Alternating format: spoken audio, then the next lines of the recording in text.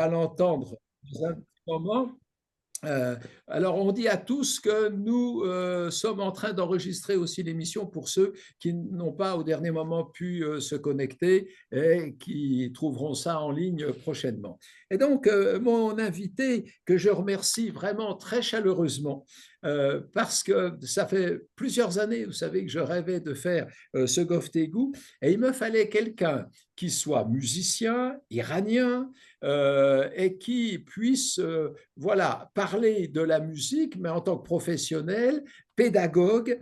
J'ai tout ça en même temps grâce à Bekame Izadpanar qui est là, que vous voyez sur la moitié de l'écran, et qui est arrivé en France en 2004. Elle a fait ses premières formations en tare, notamment sur un instrument qu'on va découvrir tout à l'heure grâce à elle, en Iran. Mais après avoir été diplômé en musique des Beaux-Arts, de la faculté des Beaux-Arts de Téhéran, en 1996, Bekame arrive en France, passe pour être titulaire dans nos conservatoires de musique son diplôme d'État, son certificat d'aptitude à l'enseignement de la musique en 2011.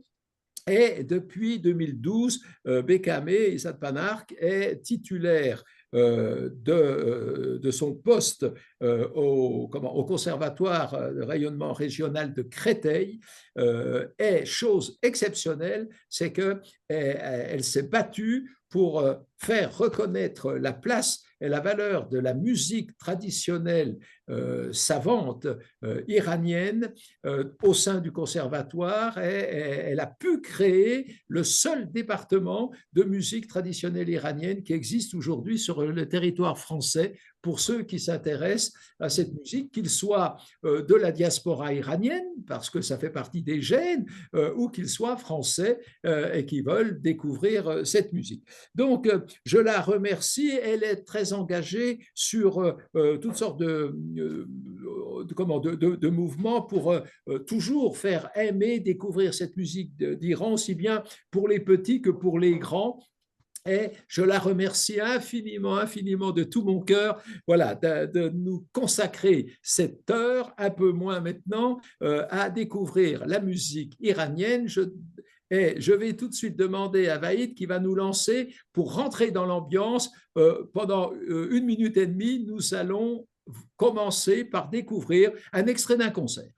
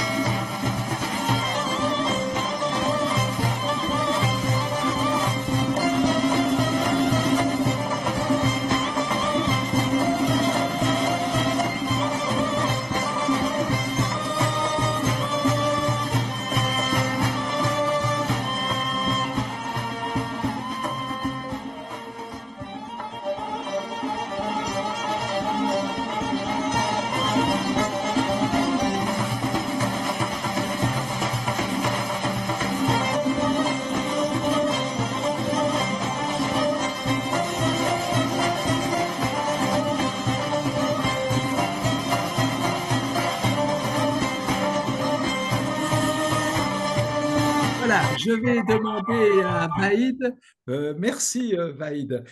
Vous avez voilà, eu cette première sensation, je dis bien, c'est de la musique traditionnelle savante. On va voir pendant cette heure ce qu'est aussi la musique traditionnelle populaire des régions d'Iran. Mais là, la caméra s'est déplacée et on a vu déjà un certain nombre d'instruments sur lesquels notre invité de ce soir va revenir. Mais avant quoi que ce soit, je dis bonsoir à Bekame qui est là et qui vous regarde. Je vais lui poser la première question. Cette musique iranienne, qu'est-ce qu'on peut dire dans ses grandes lignes, ses origines, elle vient d'où? On vous écoute. Bonsoir, Monsieur Voisin. Bonsoir à tous ceux qui sont présents et merci d'être présents. Alors, sur l'histoire de la musique iranienne, tout ce qui existe en document, ça remonte à l'époque de Sassanide, c'est-à-dire entre 200 et 600 après Jésus-Christ.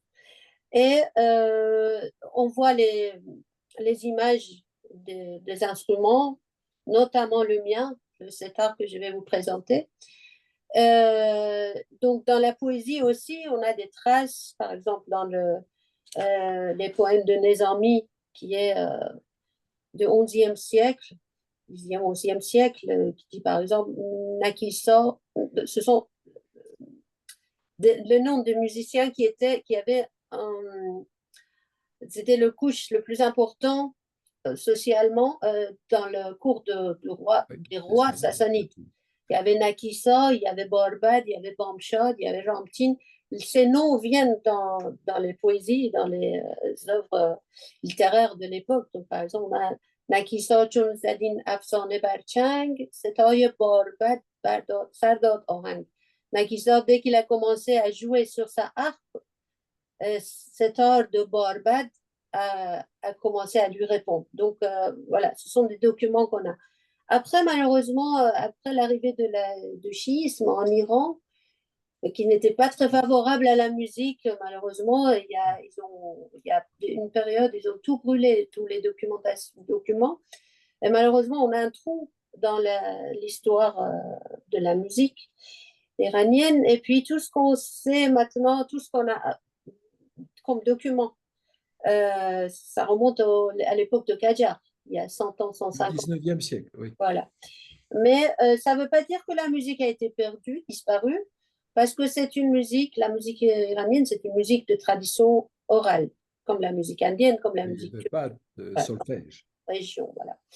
Et donc, ça se transmet oralement. Du coup, bon, avec ces changements aussi, c'est-à-dire ça se transmet, mais bon, au fil des siècles, des années, des décennies, sont un peu transformés aussi, on imagine. Bien voilà. sûr. Oui. Ça, c'est un peu la généralité, enfin, au niveau de l'histoire. Après, au niveau des caractéristiques de cette musique-là, je peux dire, bon, voilà, c'est une musique de tradition orale, c'est-à-dire que ça se transmet vraiment, on dit ciné ciné, ça veut dire poitrine à poitrine. À l'oreille. D'oreille, oui, mais nous, on dit ciné ciné. Après, on a la présence des quarts de ton, c'est très, ou trois quarts de ton, on dit, on a une discussion entre quart de ton ou trois quarts de ton. En tout cas, voilà, ce sont des intervalles plus petits que des demi-tons qui sont très présentes dans cette musique et qui donnent la couleur tout de suite orientale. Voilà, dès qu'on joue quelque chose, tout de suite, on est en Orient. Et c'est une musique, après, comme je disais dans l'histoire, comme il y a eu des moments pas très favorables à la musique, mais on a quand même tenté de sauvegarder ça. Les instruments sont devenus plus petits. Les ensembles, peut-être ça n'existait pas, peut-être à cause de ça. Et c'est devenu une musique pas harmonique, mais monodique, c'est-à-dire tous les instruments jouent la même chose, jouent la même mélodie. Mais par contre, on joue beaucoup sur la couleur des instruments. C'est-à-dire, on a des instruments à frotter, à cordes frottées, à cordes pincées, à cordes frappées. On a des sons étendus, comment dire, tirés, oui. Que pincés, voilà, qui se complètent. Et que, voilà, c'est peut-être que l'orchestre a existé, mais petit à petit, ça a disparu. À l'époque de Gadjar, au 19e siècle, c'était pas très orchestral, c'était plutôt dans des petites assemblées, un instrument, deux instruments. Et c'est à cette époque-là que ça s'est redéveloppé, l'orchestre. Parce que quand, par l'initiative des grands maîtres comme Darwish Khan, par exemple, qui est un grand maître de cette époque, de tar et de cet art que je vais vous présenter, l'idée de l'orchestre est venue à ce moment-là et pour la première fois, ils ont constitué l'orchestre avec plusieurs instruments pour jouer un morceau rythmique ensemble, tous ensemble, pour commencer un concert. Et, Parfait. ça, Voilà. et, Oui. et On va découvrir maintenant les instruments. les instruments parce que voilà, on a notre prêtresse qui est là. Alors, Donc, le premier instrument, le premier instrument, c'est mon instrument. Je fais, c'est voilà, votre spécialité. Voilà. voilà, c'est ma spécialité. Ça s'appelle le setar, que vous Le voyez. sétar. Le setar, en persan, ça veut dire trois cordes. Setar, trois cordes. Mais vous allez voir, il y a quatre cordes. La corde qui est l'avant-dernière, ça a été rajouté il y a un siècle à peu près, 150 d'années, par quelqu'un qui s'appelait Moshtar Ali Shah. C'était un mystique qui chantait tous ces récits religieux, mais avec son setar. D'ailleurs, à cause de ça, il a été condamné. Mais il a rajouté la quatrième corde, mais qui a été acceptée par tous parce qu'on n'aime pas trop toucher. Enfin, on n'aime même pas. Maintenant, D'accord. on a beaucoup de changements maintenant dans les. En tout cas, ça se joue avec l'ongle normalement. Mais moi, comme j'ai pas d'ongle, je vais Ah, utiliser c'est un peu quelque comme la chose. guitare, oui, Oui, je vais utiliser quelque chose qui remplacerait mon ongle un bien petit peu. sûr. Et comme je voulais dire aussi par rapport à la musique iranienne, il y a l'improvisation qui a une grande, grande place dans cette musique. Je vais jouer quelque chose dans. D'abord, je joue, après, je dis ce que je joue. Ben, je suis obligée de le mettre ici. Normalement, on le tient sur la jambe. Et Ah si je le oui. mets sur ma jambe, vous n'allez pas le voir. Bon.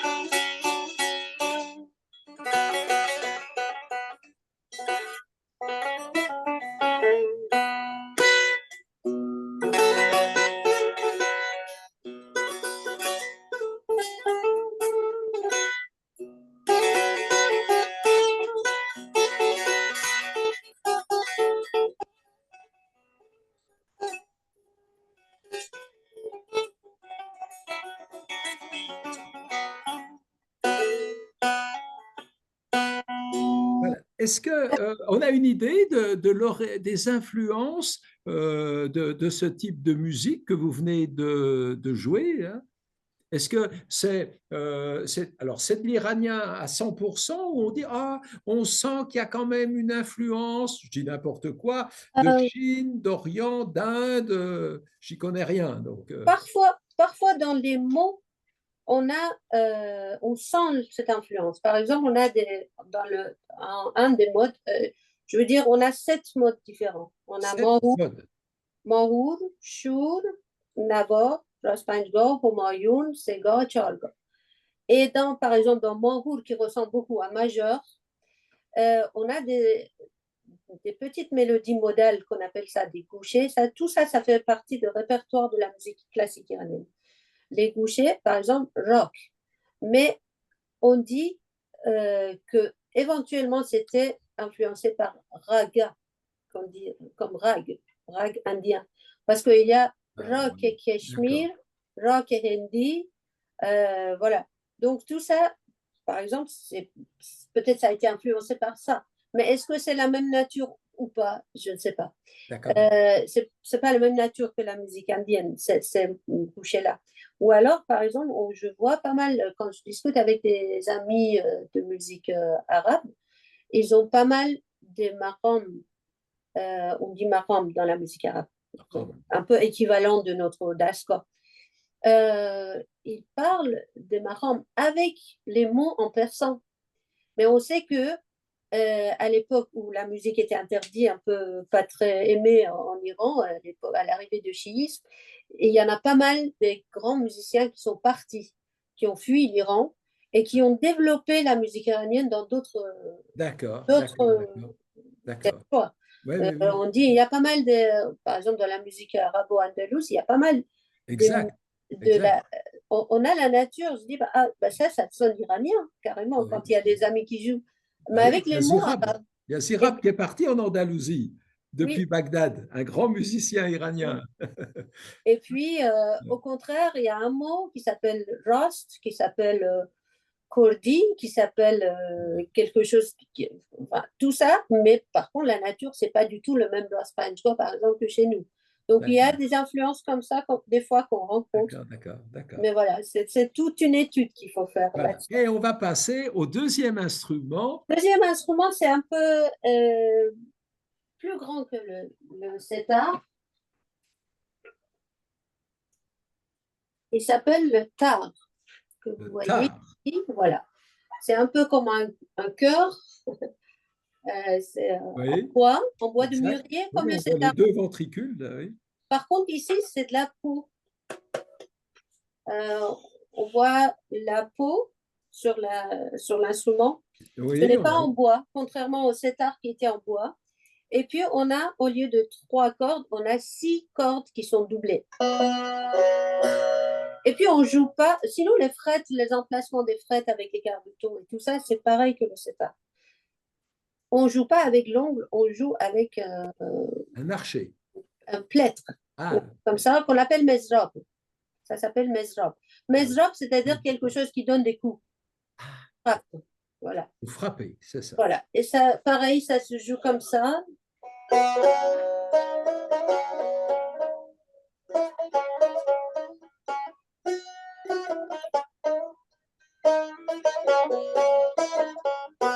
C'est pas mon instrument, je ne le maîtrise pas, donc je préfère ne pas trop jouer. Écoute, On va passer un extrait. voilà. D'accord. Voilà. Vaïd va nous lancer l'extrait du tar.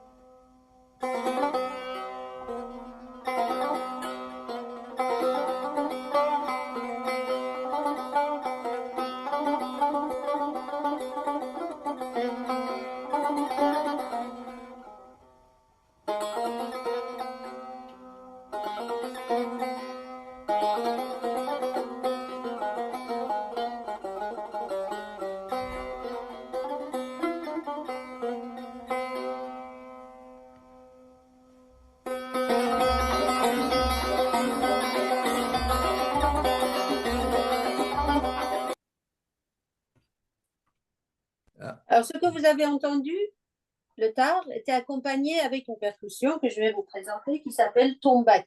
tombak. Voilà la Voilà. première percussion Noyer, qu'on va bois de découvrir. noyer, à l'intérieur c'est vide, comme vous voyez. Et il y a un côté en peau de chèvre, agneau, voilà.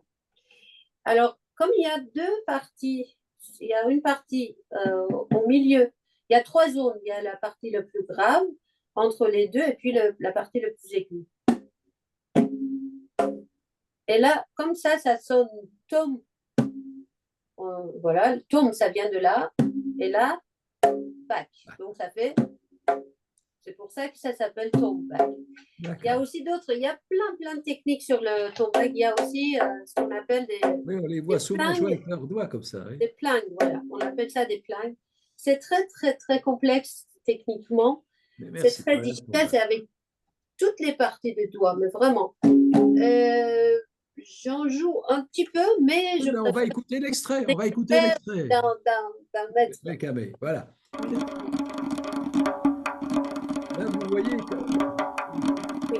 on sent là, le mouvement.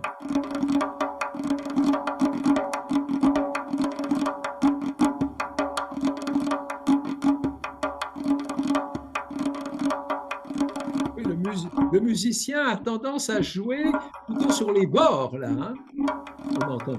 Partout. Ah, partout. Il y a les tours aussi.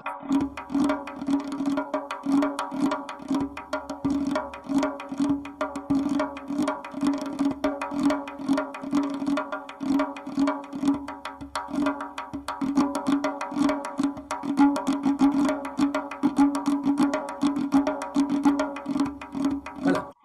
Je pense que, voilà, on se fait une On idée.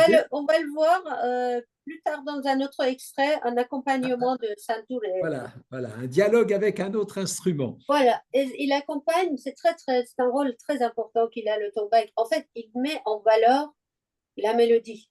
C'est-à-dire que c'est très important que Il le donne le musicien rythme. tombak, tenir le rythme, c'est quelque chose, tenir le temps, tempo, c'est quelque chose, ça c'est la base. Mais après, pourquoi quelqu'un devient maître, mais pas l'autre? Parce qu'il sait mettre en valeur la mélodie. C'est-à-dire le tombak, soit on joue solo, ben dans ce cas, comme ce qu'on vient d'extrait, on a écouté de Farhang Far, qui est décédé malheureusement, là c'est en solo. Mais quand on accompagne, il faut savoir accompagner, quel instrument on accompagne. Est-ce que c'est un instrument comme le tar, comme le santour que vous allez voir, comme le setar? Est-ce que le volume sonore de l'instrument est fort ou pas fort?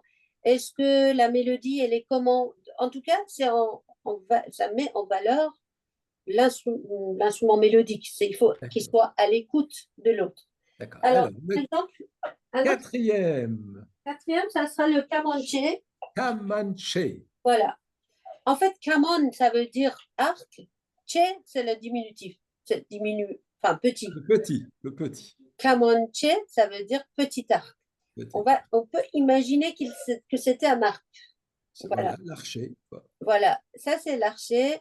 L'archer, contrairement à l'archer du violon, par exemple, là, ils sont fixes, mais il n'est pas fixe, c'est le musicien avec ses doigts qui tend ou détend cette partie de l'archer. Oula, d'accord.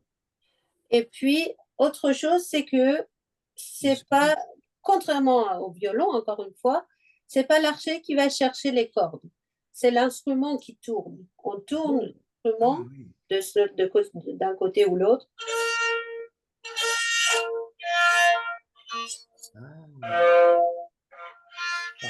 C'est l'instrument qui tourne. Bon, maintenant, il y a une pique, il y a quelque chose un peu plus que je vais vous montrer dans un autre instrument. Donc voilà, le camonche que vous voyez là, c'est caisse fermée. Oui. Et normalement, il avait toujours 3 cordes à l'époque, mais maintenant il a 4 cordes que vous voyez ici. Et il y a de la. Bah tiens, il a lancé, oui. Voilà. On peut écouter Maître Oui, Baroli. C'est bon, Vaïd, c'est bon. On peut écouter.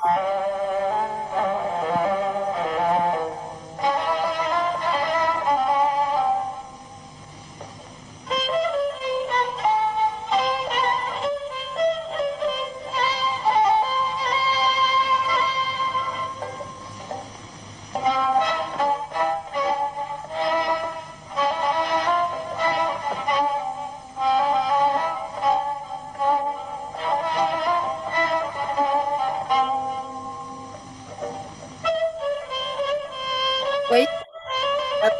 Oui, c'est bon, Vaïd. Merci. Merci. Oui. Voilà.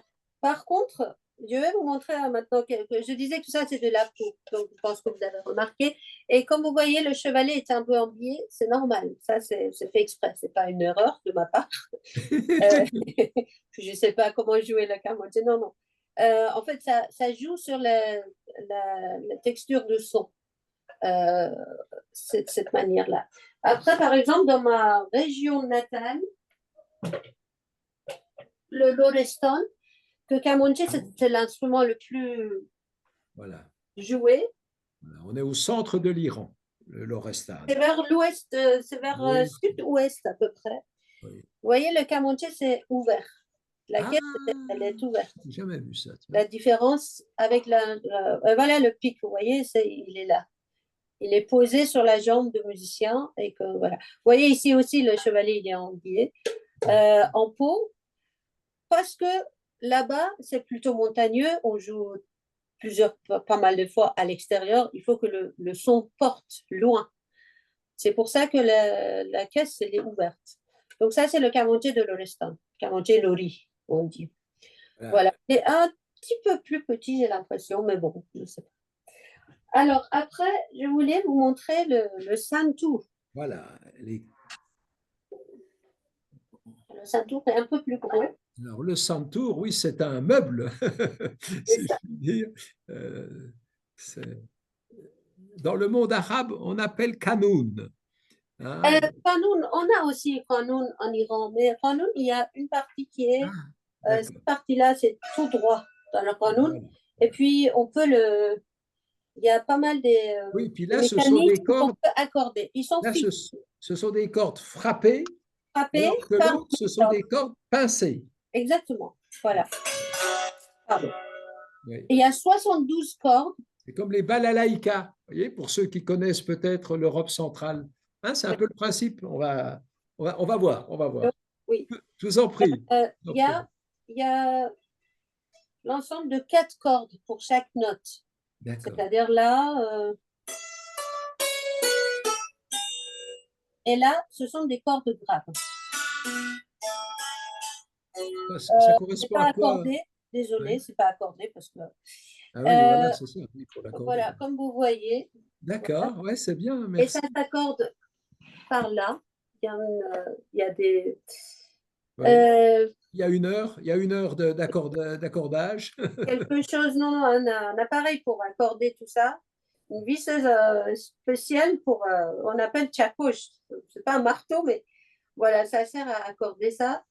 Et comme je vous ai dit, voilà, ça se joue avec 2 mezrab de cette.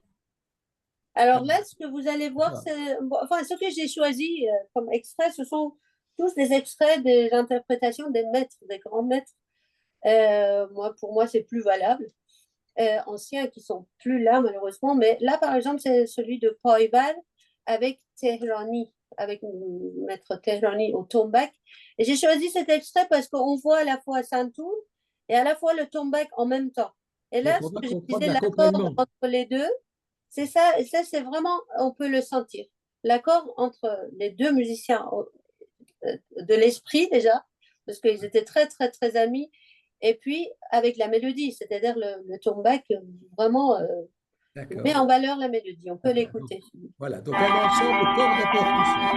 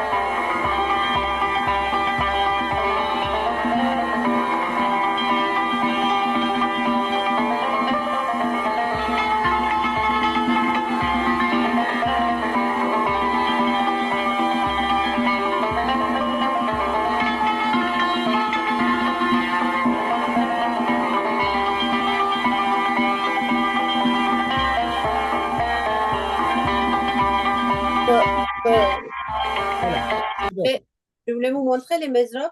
Il y a 2 écoles aussi pour les mezrab. Là, les écoles anciennes, ils jouent comme ça, tout. Enfin, il n'y a rien dessus. Et quelqu'un comme Poival, que vous venez d'entendre, il mettra un petit peu de feutre dessus pour adoucir un petit peu le son. Donc, c'est un peu notre piano, le santour, à peu près, on peut dire. D'accord. Là, on n'a pas très bien entendu le tombak, mais évidemment, ce sont des vieux enregistrements. Et je pense qu'au niveau de la technique, on n'avait peut-être pas les techniques qu'on a aujourd'hui. Donc, l'ingénieur du son, voilà, il s'est laissé emporter par le santour. Mais on peut écouter plein d'extraits sur YouTube maintenant. On peut. Oui, bien sûr. Il suffit d'avoir le nom de l'instrument et voilà, la technique de voir. Vous avez raison. L'image. Voilà. Et on va passer au roi des instruments. Enfin, pas encore tout à fait. Mais le ney. Je voulais parler du ney. Ney, c'est des parties de roseau, en fait. Voilà. Comme en arabe. On dit ney half band. Il y a 7 nœuds, on dit. 2, 3, 4, 5, 6, 7 avec l'embouchure. Alors, il y a, voilà, comme vous voyez, mais ce qui est très particulier pour le nez, il n'y a pas d'embouchure. Il y a pas, c'est pas comme la flûte, comme la, je sais pas, comme La la clarinette, clarinette ou quelque chose. Non, c'est un peu comme la le flûte. musicien fait l'embouchure avec sa bouche et sa langue et le palais. C'est-à-dire la langue et le palais font de Comme la sorte flûte. que. Et puis, il faut avoir les dents un petit peu écartées. Par exemple, moi, je ne pourrais jamais jouer de nez, malheureusement. Ah Enfin, oui, c'est très difficile. oui. Et un musicien, mais je ne sais pas, un apprenti, un élève, mais mettra peut-être 3 semaines, un mois pour obtenir déjà le son, Premier son. Ok. premier son. Et après, manipulation avec des doigts et tout ça, enfin, pour avoir des sons, des changes de sons, ça c'est autre chose. On peut créer des trois quarts de ton en bouchant entièrement ou pas entièrement les trous. Donc voilà, ça c'est Ah oui, très, très beau. C'est comme c'est un instrument qui ah touche oui. vraiment. Il y a 4 instruments, on dit, ça touche l'âme parce que ça vient enfin, D'accord. on joue Complètement. avec les parties de cordes, c'est-à-dire le setar, on joue avec l'ongle, il n'y a pas d'intermédiaire. Ça, le ney, c'est avec le souffle de la personne. Le tombak et le daf que vous allez voir après, c'est la peau qui tape. Donc, c'est vraiment, ce sont des instruments qui touchent vraiment. Complètement, Et magnifique. donc, il y a des différents hauteurs parce qu'il y a des différentes notes. Voilà. Quand c'est plus petit, c'est plus aigu. Quand c'est plus long, bah, c'est plus grave. Voilà. Du Et coup, un ça, oui, musicien de ney a un paquet complètement. d'instruments de ney. Il y a un rapport, par exemple, ces différents naïs ont des rapports en fonction des provinces. Les courts, on va les trouver plutôt dans telle province, les longs dans telle autre, non? Non, non, Ça non, marche c'est pas comme ça. accord avec le musicien ou le chanteur D'accord. avec qui on va chanter ou va jouer. Par exemple, pour le chanteur, la hauteur le registre de sa voix. Est-ce qu'il est plutôt, on dit, il y a quelque chose, on dit tchapkouk ou raskouk, ça veut dire une voix grave, voix d'homme ou voix de femme. Tchapkouk, c'est plutôt aigu pour la voix de femme. C'est pour jouer dans les différents accords, en fait. Euh, Alors, on va écouter un on va extrait. écouter, oui, de Shampoo Naïd, à la Libye. Oui. quand tu veux.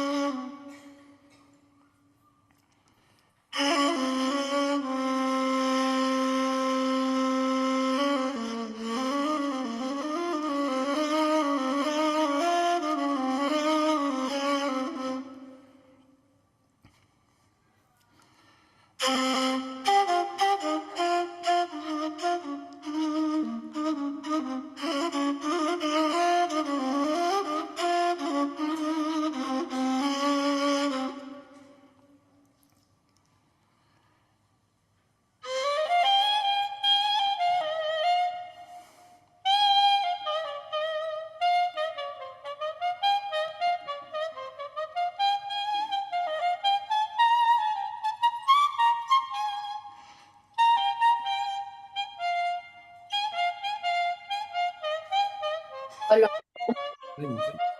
la manipulation des doigts, très bien. Et le dernier, ça sera le DAF.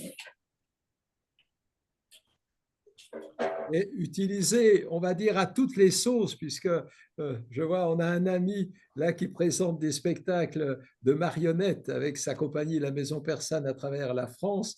Et quand il joue le Mollah Nasreddin, il accompagne les marionnettes avec cet instrument-là que vous allez nous Avec présenter. le DAF.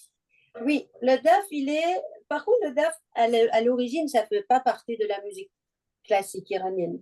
Ça a été rajouté il y a 60, enfin, au début de la Révolution à peu près, il y a 40-50 ans. C'est un instrument particulier à la région des Kurdistan, en fait. Ah, voilà, Le ça DAF, vient du c'est Kurdistan. par les soufis de là-bas qui l'ont utilisé, mais on a eu l'idée de l'intégrer dans l'orchestre de la musique iranienne et ça marche très bien. Du coup, on l'a gardé et puis il est toujours présent. Comme vous voyez, c'est une peau. Voilà. Il y a des sons graves, aigus. Puis l'autre, qui fait aigu aussi. Il y a des anneaux derrière. Vous voyez là? Des petits anneaux, oui. Voilà, Pour il y en a suspendre plein. un rideau. Voilà. Et là aussi, ça fait un son. C'est-à-dire, des fois, on rajoute avec le premier temps.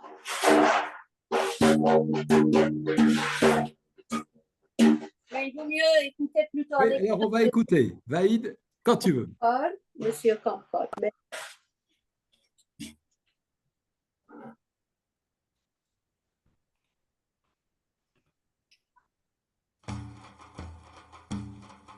vous montez un petit peu le son.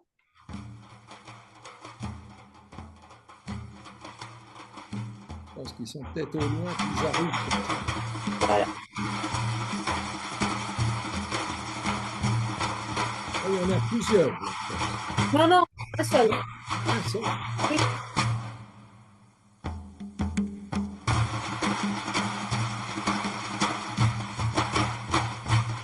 Il y a un comeback qui accompagne.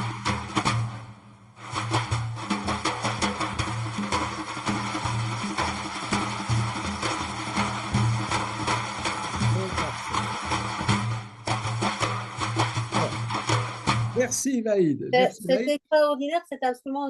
Dans Ah, certaines oui. confréries en Iran, c'est les Kurdes, ben, on entre en extase avec un Ah ensemble, oui. Et quand il avec y a des des rythmes ensembles, particuliers, hein, des oui. rythmes sacrés particuliers. Ils le font justement pour entrer en transe.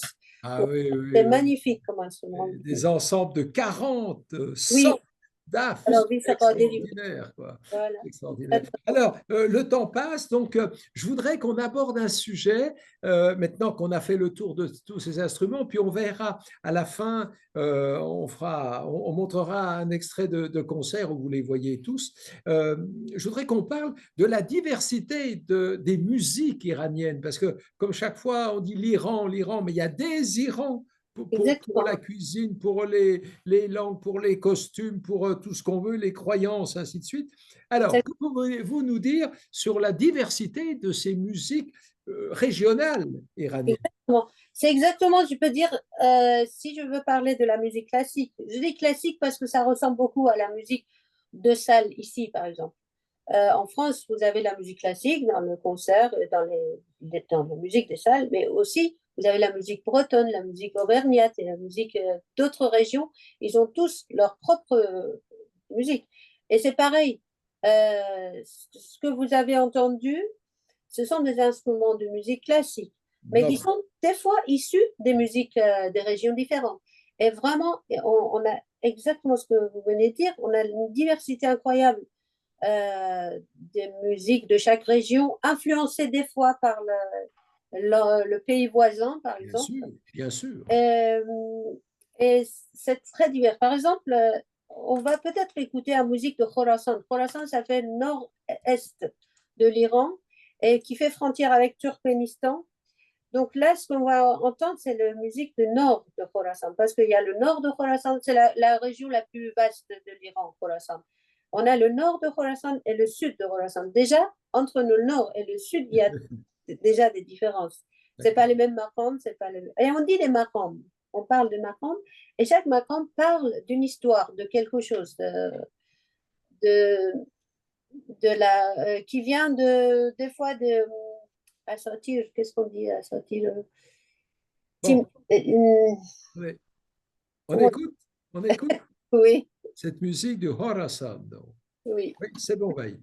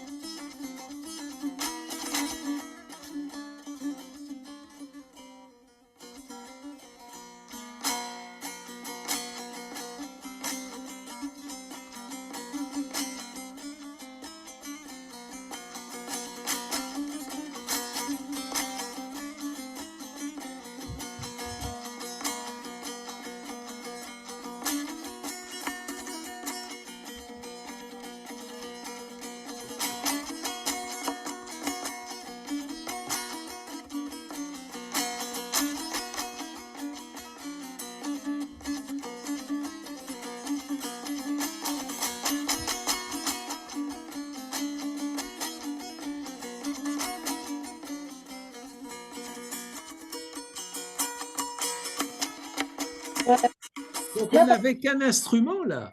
C'est un dotar. Dotar. Contrairement à setar, ça veut dire 3 cordes, ça c'est dotar. Dotar.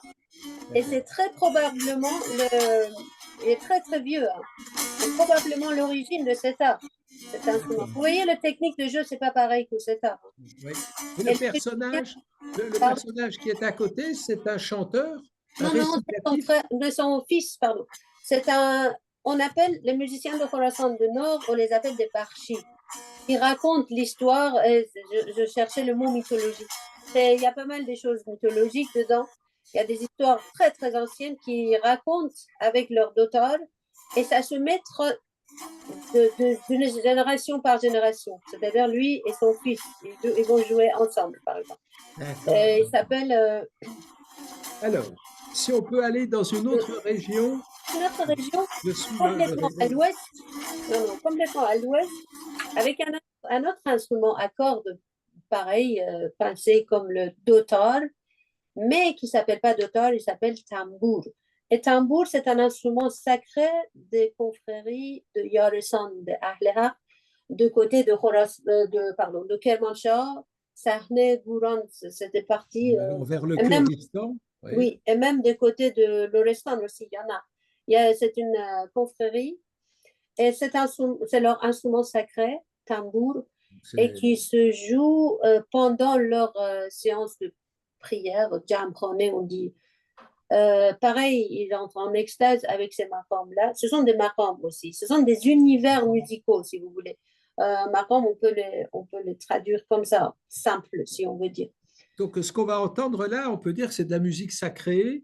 Oui. De la province avec un instrument sacré. Ça s'appelle. Voilà. Oui, c'est bon, Vaïd. Technique de jeu, c'est pas pareil. On a les mêmes instruments avec des techniques différentes.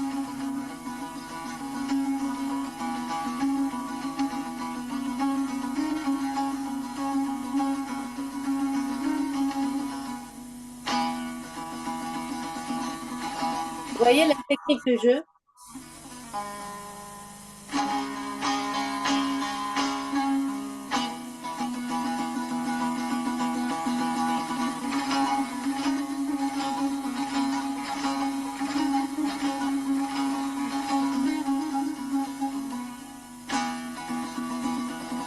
Voilà.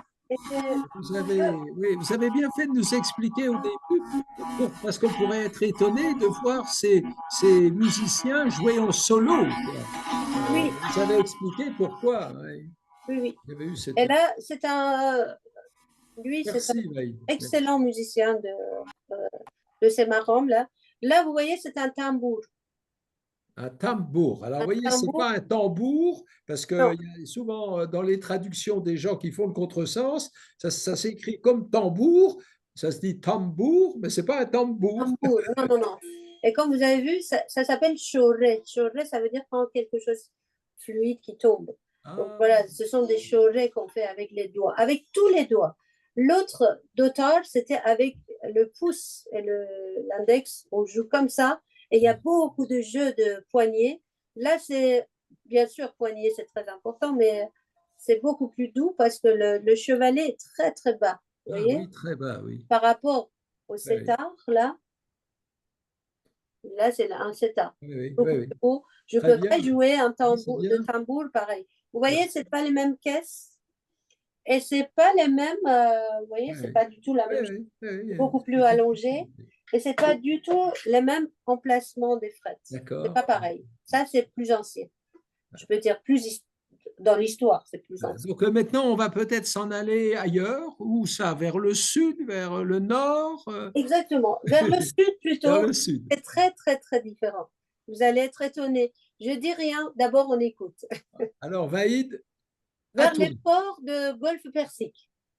On s'en va au bord du Golfe Persique, voilà, en face de l'Afrique. Oui. Là, par contre, c'est collectif.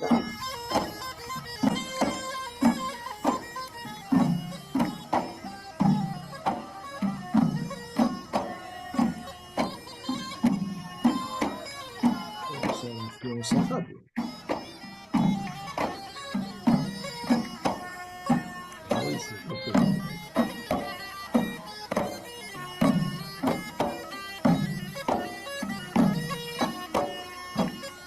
C'est la cornemuse iranienne.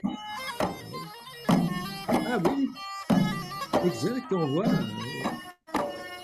cornemuse iranienne. Oui.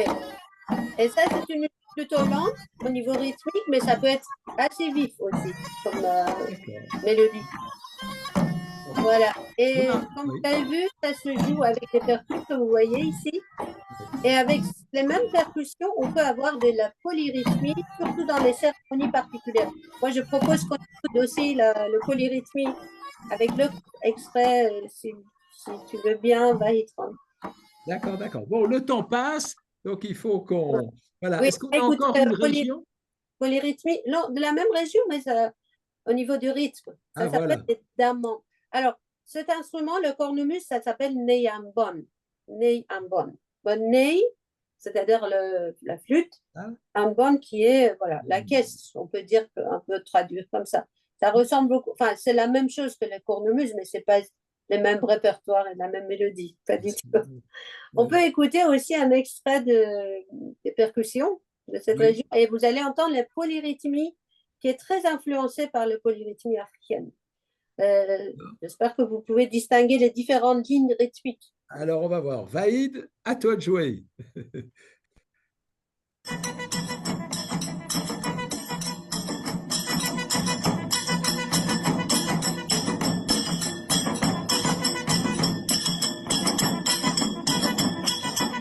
Joue avec une forme.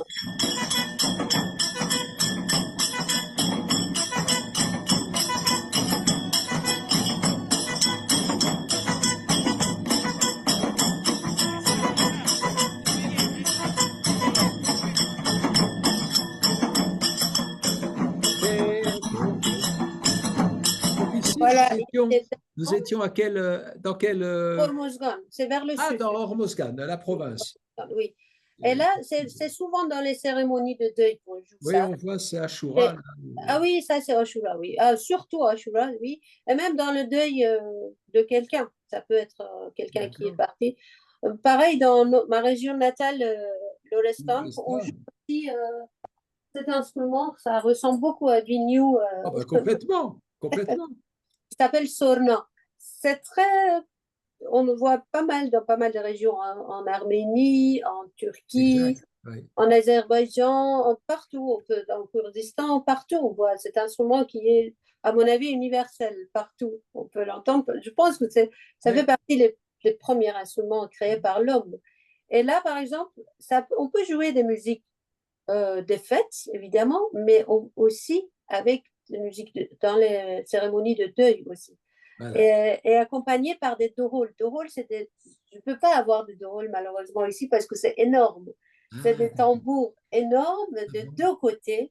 On a de la peau de deux côtés. Pareil, dorouls, ça existe partout, un peu dans pas mal de régions qui accompagnent souvent le sauna. Ça peut être zurna, ça peut être avec des différentes nominations pour cet instrument. Dans les Balkans, on en a beaucoup aussi. Mais en tout cas, au Lorestan, c'est Sorna, Dohol, Kamanche, que vous avez vu, et Tombak. Ce sont les quatre instruments importants de la région. Voilà. Voilà. Écoutez, il nous reste à peu près 6 minutes. Alors, je voudrais quand même qu'on termine. Bon, il y aurait plein de choses encore à dire, et puis des représentations des instruments dans les bas-reliefs sassanides sur les falaises, ainsi de suite. Exactement. Bon, ça sera autre Ça chose. demande 1 heure. Voilà. Mais voilà, je vais vous remercier vraiment infiniment. On va terminer et se quitter tout doucement en écoutant un des concerts de fin d'année que donne votre département de musique, c'est-à-dire vos élèves, au conservatoire ici, régional de Créteil. Et comme ça, on se retrouve dans l'ambiance de cette musique iranienne qui est jouée, interprétée, apprise actuellement en Île-de-France, à Créteil, au conservatoire, sous la direction de Bekame Zadpanar. C'est bon, valide.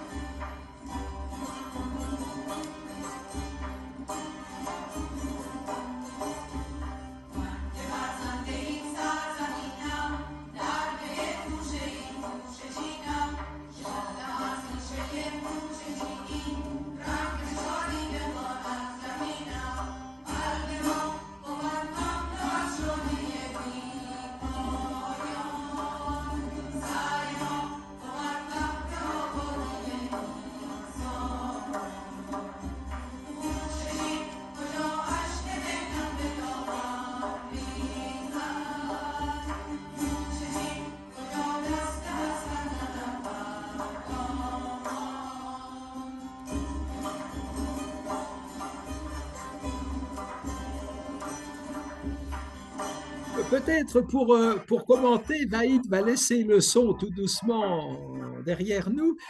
Bécamé, les instruments que nous entendons là, bon, il n'y a pas de santour, il n'y a pas de daf. L'essentiel, ce sont des sétars. Oui. Il y a un oud, Il y a un oud. tombak et un kamanché. Il y a un oud, la troisième à gauche, c'est un oud. Et puis le deuxième, c'est un kamanché. Et puis la percussion, le tombak au début. D'accord. Voilà. C'est essentiellement le setar parce que c'est mon instrument principal. Bien Mais sûr. on essaye de le développer éventuellement, d'amener par exemple un kamanché parce qu'il y a peut-être des élèves de violon qui peuvent être intéressés et que ça sera facile pour eux de jouer, de pratiquer cet instrument-là. Voilà. Voilà. On a un cursus de musique iranienne maintenant au conservatoire de Créteil. Oui, c'est Même ça. 4 élèves en deuxième cycle. Là. Quand on a passé les examens de la fin du premier cycle, je disais, mais ça c'est unique Oui. dans l'Europe en tout cas, mais même en Iran, ça ne se fait pas. On n'a pas de conservatoire. On a des écoles de musique, mais qui ne sont pas diplômants. On a juste l'université, on fait de la musicologie. De la musicologie comme j'ai fait. Super. Eh bien, écoutez, voilà, mais merci. Je vais demander à Vaïd, peut-être que prestidigitateur comme il est-ce qu'il aurait l'extrait d'un autre concert, par exemple, à nous diffuser pendant que je dis au revoir à tout le monde et que je donne les informations sur le prochain Goftegou. Si Vaïd, dans tout ce que notre invité lui a envoyé comme enregistrement, on peut être un peu perdu, parce qu'il y en a beaucoup, mais si Vaïd, tu avais un concert où justement, enfin, on peut voir aussi cette variété polyphonique qui existe. Voilà, c'est le santour. C'est le santour et Thomas. Voilà, et comme ça, j'en profite pour dire sur ces images au revoir à tout le monde. Alors, le prochain Goftegou, je vous annonce tout de suite, du début de l'année, tous les 2 mois, comme régulièrement, se tiendra le 16 janvier. Et là, nous allons partir à la découverte de quelque chose qui va vous étonner.